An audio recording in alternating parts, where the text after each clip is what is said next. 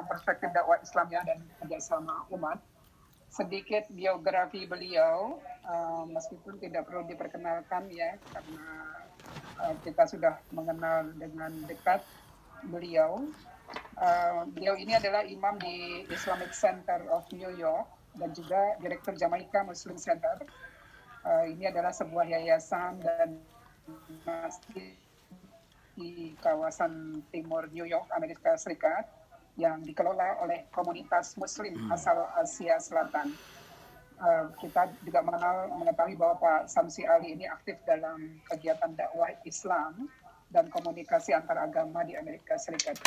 Pak Kiai ada di New York apa di Jakarta nih Pak Kiai? Kalau nggak salah minggu lalu atau 2 minggu lalu ada di Jakarta nih Pak Kiai.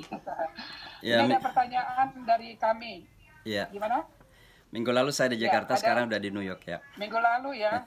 Iya, kita tidak tahu kalau tahu kita undang ke Majelis Kahmi, Majelis Nasional Kahmi. Siap. Kata bisikan sekjen di sebelah sudah sering ngisi katanya Pak Ustadz ini. Pak Ustadz, Indonesia ini kan mayoritas Muslim ya, tapi di Amerika Serikat justru menjadi minoritas di sana. Yang kita ingin tahu bagaimana implementasi FORB atau Freedom of Religion and Belief di Amerika Serikat dikaitkan dengan situasi di Indonesia yang Ustadz mungkin mengikuti ya, pasca kepulangan Ulama Habib Rizik, kemudian juga kemarin imbas 2017 Gubernur DKI, pemilihan Gubernur DKI, sekaligus juga Pilpres 2009. Nah, yang kita ingin dengar juga dari Pak Ustadz adalah apakah isu agama berperan signifikan ini Ustadz dalam Pilpres Amerika Serikat 2020? Dan kita tahu Biden adalah presiden yang beragama Katolik, presiden kedua di Amerika Serikat ya yang beragama Katolik. Dan dari Pilpres yang kemarin, apa yang bisa kita ambil pelajaran ini? Terutama terkait dengan isu FOB yang tadi saya sampaikan, Pak Ustadz. Saya persilakan, waktunya kurang lebih 15 menit ya, Pak Ustadz. Terima kasih. Baik, terima kasih Bu Lena. Bismillahirrahmanirrahim. Assalamualaikum warahmatullahi wabarakatuh. Alhamdulillah, salatu wassalamu ala rasulillah. Yang saya hormati Pak Dubes Lutfi, mohon maaf saya belum sempat bersilaturahmi. Profesor Didik, Pak Ben, dan juga panelis yang lain, Pak Yoga Mauladi, koordinator Kahmi nasional, dan juga para tokoh, para sesepuh, ada Pak Fahir, kemudian juga Pak Nazar dan lain sebagainya. Hadirin dan hadirat yang saya muliakan, sebuah kehormatan dan tentunya kebahagiaan saya bisa hadir pada malam hari ini waktu pagi di New York bersama dengan para panelis yang luar biasa. Tentunya kalau saya ditanya tentang dakwah dan hubungan antar agama, saya tidak ingin hanya membatasi diri pada sebuah pilpres. Karena saya tidak terlalu yakin bahwa sebuah pilpres atau pemilu itu akan terlalu banyak berdampak kepada kehidupan beragama dan hubungan antar agama. Walaupun itu saya juga ingin memulai mengatakan bahwa saya kira diskusi kita tentang Amerika ini menunjukkan bahwa Amerika masih menjadi perhatian dunia. Hal itu tentunya tidak terlepas daripada peranan krusial Amerika di dunia global, termasuk di Indonesia tentunya. Dan kita tentunya seperti yang Pak Didi tadi sebutkan, tidak perlu diikat apakah Cina atau Amerika. Tapi bagaimanapun juga dalam dunia global ini mau tidak mau, hubungan internasional memang harus menjadi perhatian besar. Apalagi Pilpres memang kali ini memiliki perhatian khusus. Dan saya kira tidak terlepas juga dari faktor Donald Trump. Ya, bahwa memang Donald Trump ini agak unik. Ya, kalau memakai kata positif. Kalau memakai kata yang negatif, abnormal sedikit. Ya. Karena baru kali ini ada seorang presiden yang kalah total, tapi tidak mau mengakui kekalahan itu. Tentu ini bisa menjadi embarrassment bagi demokrasi dan Amerika khususnya. Tapi sekaligus juga saya kira dalam dunia internasional pun, ya Donald Trump ini cukup menjadi sesuatu yang kita anggap kurang rasional dan abnormal. Kalau dalam bahasa Pak Ben tadi itu ugal-ugalan saya kira ya begitu. Baik Bapak dan Ibu, saya ingin membagi apa yang saya ingin sampaikan dalam 3 hal supaya singkat. Yang pertama tentang peranan agama dalam kaitannya juga dengan konsep sekularisme Amerika. Dan ini akan menjawab pertanyaan Bu Lena tadi. Yang kedua, saya akan berbicara sedikit tentang faktor pemilihan Joe Biden dan kehidupan beragama di Amerika. Dan yang ketiga nanti saya akan menyinggung sedikit tentang apa yang harus kita perankan sebagai bangsa Indonesia dan lebih khusus lagi sebagai Muslim Indonesia di dalam upaya untuk membangun kerjasama khususnya di bidang keagamaan di masa-masa yang akan datang. Yang pertama adalah ada kesalahpahaman yang berkembang yang mengatakan bahwa seolah-olah Amerika itu tidak peduli agama. Saya kira ini harus dikoreksi. Amerika itu memang bukan negara agama, bahkan negara sekuler. Tapi satu hal yang kita pastikan bahwa Amerika itu sangat religius.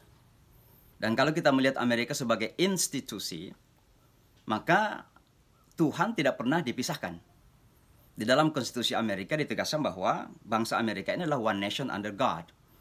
Bahkan kalau kita melihat pengadilan-pengadilan di Amerika, di mana-mana itu ditempelkan in God we trust. Jangankan itu, dalam duit Amerika saja dituliskan secara gamblang, in God we trust. Itu menunjukkan bahwa agama memiliki peranan penting dalam kehidupan Amerika sebagai bangsa. Dan kita bisa mengatakan bahwa Amerika itu sangat religius. Walaupun tentu definisi agama di sini tentu berbeda dengan prinsip kita. Karena barangkali kita sebagai Muslim dan khususnya Muslim Indonesia, ketika kita berbicara tentang agama, rata-rata kita kaitkan dengan praktek-praktek ritual. Tapi kita terkadang jarang membawa agama itu dalam kehidupan publik, dalam kehidupan sosial. Satu hal yang bisa kita lihat, bagaimana kedalaman beragama bangsa Amerika dan negara sebagai negara adalah, ambillah satu contoh barangkali agak sensitif, tentang public accountability. Public accountability itu kan dalam bahasa agama kita amanah. Bahwa pemegang kekuasaan itu harus amanah dalam menjalankan kekuasaan. Dan itu bisa kita lihat dalam kehidupan publik di Amerika Serikat. Bahwa di saat mereka sudah tertuduh, apalagi tersangka, maka mereka akan malu untuk melanjutkan posisi itu. Berbeda misalnya, mohon maaf ini kalau di tanah air kita ada orang yang sudah tersangka, tapi belum mau melepaskan jabatan itu. Nah ini kan kekurang amanahan di dalam memegang amanah publik tersebut. Maka bagi saya itu bentuk religiusitas, bentuk keberagamaan yang harus kita apresiasi. Disinilah kemudian kita lihat juga bahwa dalam kaitan dengan freedom of religion tadi, bahwa Amerika itu adalah agama sekuler. Tapi satu hal yang harus kita pahami, bahwa kata sekularisme sebagaimana demokrasi juga, itu tidak bisa dipahami secara monolit, secara tunggal. Karena pada setiap bangsa ada definisi-definisi yang berbeda. Ambillah misalnya kata demokrasi. Kita di Indonesia pernah ada demokrasi terpimpin, kemudian yang kita kenal belakangan pada zaman Pak Harto ada demokrasi Pancasila dan seterusnya sampai sekarang ini pun. Maka tidak perlu kita sebagai bangsa Indonesia harus memahami demokrasi sebagai demokrasi liberal seperti yang dipahami oleh dunia barat. Demikian juga sekularisme sesungguhnya. Sekularisme di Amerika itu sangat berbeda dengan definisi sekularisme yang ada bahkan di Eropa Barat misalnya. Sekularisme di Amerika adalah bahwa negara dan pemerintah tidak punya hak untuk melakukan intervensi dalam keyakinan dan agama masyarakat. Tapi negara wajib menjamin hak beragama bagi semua masyarakat. Karena itu merupakan hak konstitusi. Nah, di sini kemudian kita melihat misalnya perbedaan interpretasi sekularisme di dunia barat, masuk saya di Eropa misalnya di Perancis dengan di Amerika Serikat. Kalau di Perancis karena pemahaman sekularisme yang begitu rigid, yang kaku, yang sempit, maka simbol-simbol agama tidak bisa ditampilkan di tempat-tempat publik.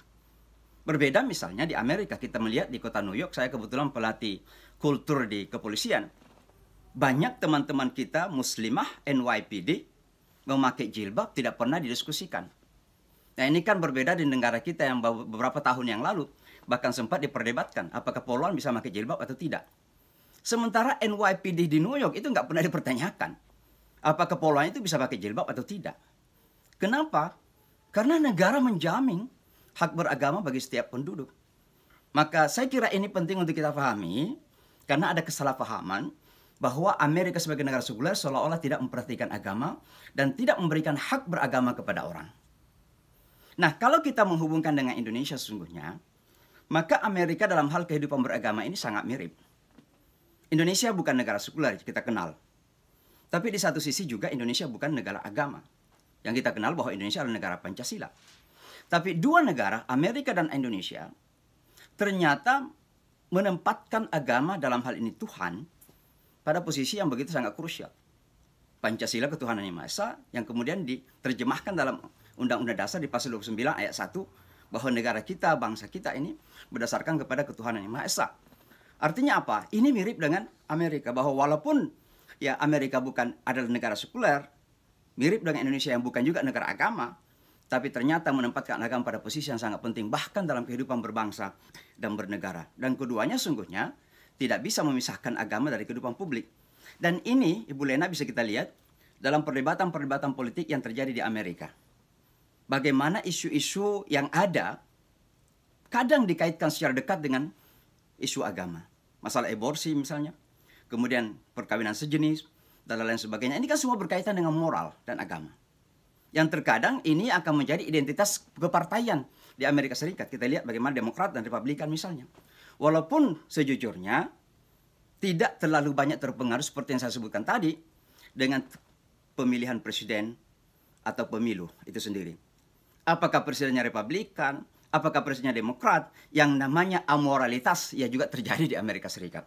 Termasuk misalnya perkawinan sejenis itu.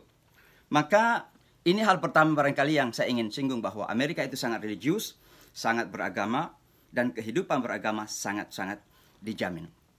Nah, sekarang saya ingin melompat kepada bagian yang kedua, tentang kira-kira apa pengaruh kepada kehidupan beragama dan hubungan antar agama dengan terpilihnya Joe Biden ini. Nah, tentu banyak hal yang bisa kita sebutkan, tapi yang pasti adalah bahwa pada zaman Donald Trump, khususnya umat Islam tentunya dan imigran secara umum, memang mengalami tantangan-tantangan yang sangat luar biasa. Karena terjadi apa yang saya bisa sebutkan, bahwa terjadi systemic racism dan juga systemic Islamofobia. Kalau dulu Islamofobia itu di pinggir-pinggir jalan, ya orang-orang tidak tahu, orang-orang kena menjadi victim of media. Tapi sekarang ini justru Islamofobia itu keluar dari White House. Dan itu banyak contohnya. Tentu Pak Dubes mungkin sudah tahu bahwa pada zaman Barack Obama dan Joe Biden sebagai wakil presiden, begitu banyak posisi-posisi penting di White House, bahkan di Deplu Amerika sendiri, salah seorang deputi menteri luar negerinya adalah seorang wanita muslim keturunan India. Saya lupa namanya beliau. Kemudian di White House ada penasihat senior presiden sebagai special envoy ke Muslim community. Bahkan Dubes Amerika ke OKI ketika itu ada seorang hafiz Quran muda dari keturunan Pakistan, dari Michigan. Ya, saya tidak tahu apakah Dubes Amerika sekarang ada di OKI. Tapi intinya adalah beberapa posisi penting itu dihapuskan oleh Donald Trump. Bahkan ada beberapa posisi yang tidak dihapuskan, tapi terjadi represi yang luar biasa. Akhirnya beberapa orang kemudian mengundurkan diri. Yang kecil-kecil saja, buka puasa bersama di White House itu menjadi tradisi sejak zaman Clinton. Dilanjutkan oleh Bush Jr. dan juga Barack Obama. Donald Trump pada tahun pertama meniadakan buka bersama di White House itu. Lalu setelah di-pressure, ditekan, dia mengadakan buka puasa lagi, tapi yang diundang, mohon maaf, hanya duta besar Islam saja. Padahal buka puasa itu ditujukan untuk tokoh-tokoh Muslim Amerika pertama kali, lalu mengundang para duta besar. Tapi pada zaman Donald Trump justru meniadakan tokoh-tokoh Muslim di Amerika itu untuk diundang pada saat berbuka puasa. Nah, ini semua menunjukkan bahwa ada shifting yang sangat mendasar sekali dalam hal menyikapi komunitas Muslim di Amerika ketika Donald Trump terpilih.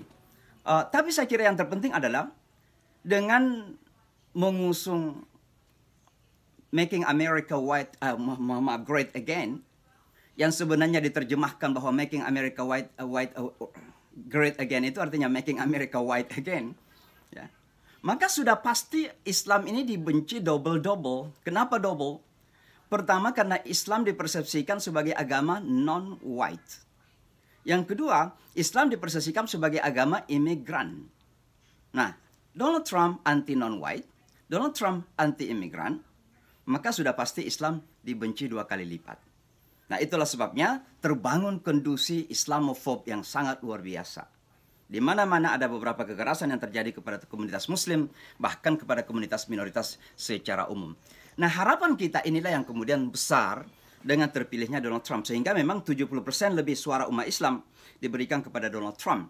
Ya, walaupun saya tidak mengurangi adanya hal-hal yang positif seperti yang Pak Dubes tadi katakan bahwa Donald Trump ini adalah presiden yang berhasil. Tapi itu kalau berbicara tentang ekonomi domestik. Ya, kalau kita berbicara tentang hubungan internasional, multilateral dan sebagainya, apalagi berbicara tentang kebijakan ke Timur Tengah, Palestina, Israel, dengan seenaknya mengakui Yerusalem sebagai ibu kotanya Israel, bahkan memindahkan kedutaan misalnya ke Yerusalem, ya kita sebagai orang Islam dan bangsa Indonesia yang menentang penjajahan tentunya tidak melihat itu sebagai suatu keberhasilan, bahkan setback yang sangat luar biasa. Ini sebaliknya tentu pada zaman Barack Obama. Barack Obama adalah presiden pertama yang berani menggunakan kata condemnation ketika Israel menyerang Gaza, saya lupa di tahun berapa itu. Sehingga betul-betul Benjamin Netanyahu begitu benci kepada Barack Obama itu. Nah, tentu harapan kita kepada Joe Biden ini pertama karena memang ada pendekatan-pendekatan pribadi kepada masyarakat Muslim dalam masa kampanye. Mungkin Bapak dan Ibu sudah dengar bagaimana Joe Biden sampai membacakan hadis Rasulullah SAW yang dalam Arabnya itu man ra'a minkum munkaran falyughayyirhu biyadihi fa illam yastati' fa bilisanihi wa illam yastati' fa biqalbihi. Siapa yang melihat kemungkaran hendaklah dirubah dengan tangannya atau kekuasaan atau otoritas. Kalau tidak mampu maka dengan lisan, kalau tidak mampu dengan hati, walaupun tidak disebutkan hadisnya sampai akhir. Tapi intinya ada pendekatan-pendekatan persuasif yang dilakukan oleh Joe Biden kepada masyarakat Muslim dalam masa kampanye ini. Janji Joe Biden selanjutnya adalah ingin menghapuskan Muslims ban pada hari pertama. Dan saya kira ini bagi kita komunitas Muslim sangat penting. Ketika Donald Trump mengeluarkan peraturan melarang orang Islam dari 6 negara, yang harus kita fahami, 6 negara itu adalah pembukaan, introduction, uji coba. Kalau itu tidak ditentang dan tidak mendapat resistensi yang sangat tinggi dari komunitas Muslim dan komunitas yang lain di Amerika, maka pasti akan ditambah lagi negara yang lain. Karena itu uji coba sifatnya. Kenapa saya berani mengatakan bahwa itu uji coba dari Donald Trump?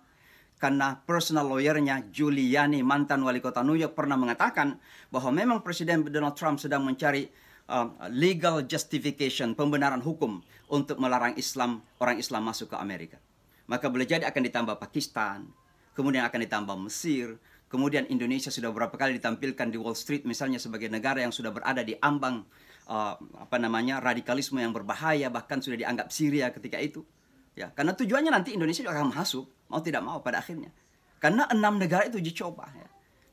Joe Biden sudah berjanji akan menghapus semua itu. Bahkan Joe Biden saat sekarang ini sebenarnya dalam masa keterpilihannya, walaupun dia masih presiden elect, sudah melakukan terobosan-terobosan yang saya anggap sebagai reparasi terhadap berbagai damages yang tidak dilakukan oleh Donald Trump. Salah satu di antaranya adalah mengangkat Rima Dodin. Rima Dodin ini mantan asistennya Dubin dari Michigan sebagai wakil direktur urusan legislative affairs. Ya. Dan ini menimbulkan reaksi yang sangat negatif di kalangan para Yahudi dan Israel secara umum. Nah, artinya apa? Saya melihat bahwa Joe Biden ini memang akan melakukan beberapa reparasi, ya, termasuk hubungan multilateral, kemudian juga hubungan antar negara yang ugal-ugalan disebutkan Pak Ben tadi itu, dan lain sebagainya. Cuma satu hal dalam hal ini saya ingin barangkali garis bawahi Bapak dan Ibu, bahwa kebijakan luar negeri sebuah negara itu, termasuk Amerika Serikat, tentu tidak bisa sama sekali dipisahkan daripada dinamika yang terjadi di dalam negeri. Tadi Pak Didik menyebutkan tentang kebijakan luar negeri Indonesia dan dihubungkan dengan diplomat kita, atau diplomasi kita, membandingkan antara diplomasi masa lalu dan diplomasi saat ini. Tentu itu tidak terlepas dari dinamika dalam negeri.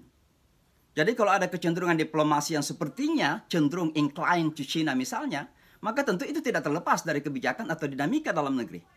Sama juga dengan kebijakan luar negeri Amerika. Kalau kita melihat kebijakan luar negeri Amerika yang selalu berpihak kepada Israel misalnya, atau kepada Yahudi misalnya, maka itulah dinamika dan realita yang terjadi dalam negeri. Dan ini tidak akan bisa hanya diselesaikan dengan pemilihan seorang presiden.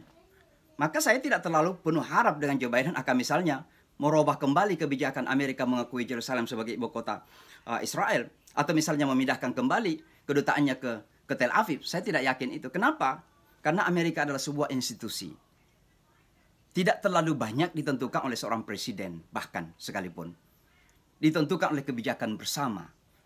Beda misalnya dengan negara-negara lain yang terkadang ditentukan oleh tokoh, termasuk tokoh partai. Sering saya bercanda, kalau tokoh partainya tersenyum, rakyat ikut tersenyum.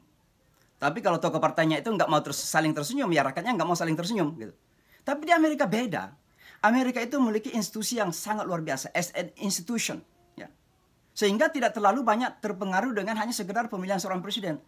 Termasuk kebijakan luar negeri. Maka kalau kita berbicara tentang kebijakan luar negeri Amerika, ini akan banyak ditentukan oleh dinamika dalam negeri. Dan mohon maaf, disinilah kemudian urgensi bagi kami, para da'i di Amerika, para imam di Amerika, untuk bisa melakukan perombakan sekecil apapun ya, terhadap dinamika-dinamika yang terjadi dalam negeri. Termasuk bagi saya pribadi, membangun komunikasi dengan masyarakat Yahudi.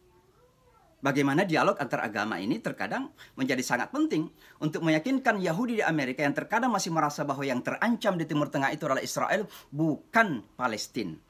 Kenapa? Alasannya karena Palestina didukung oleh negara-negara Arab mayoritas, sementara Israel adalah salah satu-satunya negara demokrasi di Timur Tengah yang terancam. Ini yang kemudian kita harus rombak. Dan peranan dakwah dan para pelaku aktivis dakwah di Amerika Serikat begitu sangat krusial ya. Bapak Ibu sekalian, tentu yang terakhir sekali karena waktu adalah apa yang harus kita perankan sebagai bangsa Indonesia dan khususnya Muslim Indonesia. Saya merasa bahwa Indonesia itu menjadi negara Muslim terbesar, dan ini saya sampaikan di mana-mana bukan karena kebetulan, tapi saya yakin itu amanah dari Tuhan. Oleh sebab itulah maka sebagai negara Muslim terbesar sejak 9/11 di tahun 2001, ada sebuah harapan yang tidak pernah diekspresikan secara lisan. Tapi sesungguhnya harapan dunia Barat dan Amerika secara khusus, bahwa Indonesia itu harus mainkan peranan signifikan di dalam upaya untuk mewakili Muslim yang rahmatan lil alamin itu di dunia global. Kita semua selalu mengatakan rahmatan lil alamin. Tapi apa rahmatan lil alamin itu? Itu bukan sekedar karena damai, bukan sekedar karena ramah. Tapi yang terpenting rahmatan lil alamin itu adalah bahwa Islam di Indonesia yang kita wakili adalah Islam yang memang mewakili nilai-nilai universal yang ternyata juga oleh dunia Barat begitu sangat dibanggakan. Kita adalah negara Muslim terbesar, tapi tadi disebutkan kita adalah negara demokrasi kedua kalau bukan pertama di dunia juga. Bahkan seringkali disebut sebagai the third democracy in the world, Indonesia kita. Artinya apa? Sangat secuil negara-negara Muslim yang bisa mengawinkan antara agama dan demokrasi. Dan itu adalah modal utama bagi kita. Penghormatan kepada wanita. Saya dengar setiap partai politik di Indonesia harus 30% kandidatnya adalah wanita. Yang kita tidak dapatkan bahkan di Amerika sekalipun. Ya. Demikian juga toleransi. Ada gesekan-gesekan antar agama yang terjadi. Ada di Maluku, ada di Poso, dan lain sebagainya. Tapi itu gesekan atau sebuah kasuistis yang terjadi. Di Amerika pun, Bapak dan Ibu, kalau saya ingin menjadikan kasus-kasus yang terjadi ini sebagai wajah Amerika, maka buram wajah Amerika itu. Tapi saya ingin adil kepada Amerika, bahwa Amerika adalah negara yang toleran, Amerika ini negara yang memberikan kebebasan kepada kita, sehingga kasus-kasus itu saya tidak ingin jadikan sebagai wajah Amerika. Saya kira Indonesia juga demikian. Jangan karena kasus-kasus yang terjadi, kemudian ada pihak-pihak tertentu yang ingin kemudian menjadikan Indonesia sebagai negara yang berbahaya, negara yang radikal, hanya karena kasus-kasus yang terjadi. Saya sebagai seorang Muslim yang tinggal di Amerika, sedih kalau sampai ada warga Indonesia luar negeri yang mengatakan misalnya bahwa Indonesia sudah berada di ambang kehancuran radikalisme hanya karena kasus-kasus yang terjadi. Mari kita buka mata bahwa tidak ada negara yang imun dari kasus-kasus yang terjadi itu. Dan oleh karenanya, Indonesia sangat toleran. Kerukunan beragama kita tidak perlu diajari oleh siapapun. Maka Indonesia masanya harus berada di garda terdepan, tidak saja untuk menyampaikan Islam yang rahmatan lil alamin itu, tapi harus menjadi contoh ya, bahwa Indonesia, kalau Anda ingin melihat Islam yang sungguhnya, pandang Indonesia itu. Nah, sampai di mana kita bisa melihat peranan ini? Saya melihat bukan sekedar sebagai amanah agama, tapi yang terpenting juga adalah amanah konstitusi kita. Dan konstitusi kita mengatakan bahwa kita wajib untuk menjaga ketentraman, kedamaian dunia. Dan salah satu di antara sekarang ini yang harus kita lakukan untuk menjaga ketentraman dunia adalah menampilkan Islam yang sesungguhnya. Karena ternyata Islam selalu dilihat sebagai sumber permasalahan. Maka Indonesia harus berada di garda terdepan untuk membalik stigma itu. Bahwa jika Anda melihat Islam yang sungguhnya, Islam yang damai, yang ramah, yang menjadi kontribusi, bahkan berada di garda terdepan untuk menjadi penguat bagi perdamaian dunia, pandanglah Indonesia itu. Dan mudah-mudahan bisa kita ambil ini sebagai tugas dan amanah yang serius di masa-masa yang akan datang. Dan itulah sebabnya kami sendiri berusaha untuk melakukan yang terbaik sejak 9/11 khususnya. Kami diberikan ekspos yang luas oleh Amerika untuk bisa berperan. Ya, dan sekarang ini mohon maaf Pak Dubes, mungkin suatu ketika mudah-mudahan ada kesempatan bisa berkunjung ke proyek pesantren kami di Connecticut. Kami membangun pesantren Nusantara di Amerika. Mudah-mudahan ini bisa menjadi salah satu pilar untuk mengenalkan Indonesia dan Islam Indonesia khususnya di Amerika Serikat. Saya kira demikian Bu Lena. Mohon maaf atas segala kekurangan dan saya persingkat betul ya. Hadanallahu kunjumai. Assalamualaikum warahmatullahi wabarakatuh.